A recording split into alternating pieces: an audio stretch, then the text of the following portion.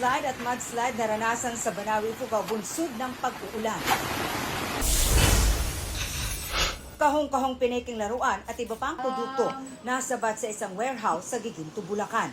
Huli ang 2 Chinese national at 23 tauhan ng warehouse. 55 bagong kaso ng HIV o Human Immunodeficiency Virus sa Pilipinas kada araw, pinakamataas sa buong mundo. Ayon kay Health Secretary Teodoro Herbosa, sa 59,000 na HIV positive, marami raw ang kabataan. Kabilang sa mga tinitingnan solusyon ang pagbibigay edukasyon tungkol sa HIV at ang pagpayag na sa doktor o guardian manggaling ang consent para sa antiretroviral therapy ng mga below 18 years old at hindi lang sa kanilang magulang.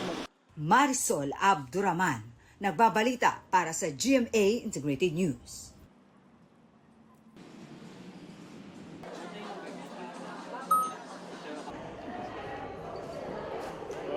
Huwag magpahuli sa mga balitang dapat ninyong malaman. Mag-subscribe sa GMA Integrated News sa YouTube. Sa mga kapuso abroad, subaybayan nyo kami sa GMA Pinoy TV at sa www.gmanews.tv.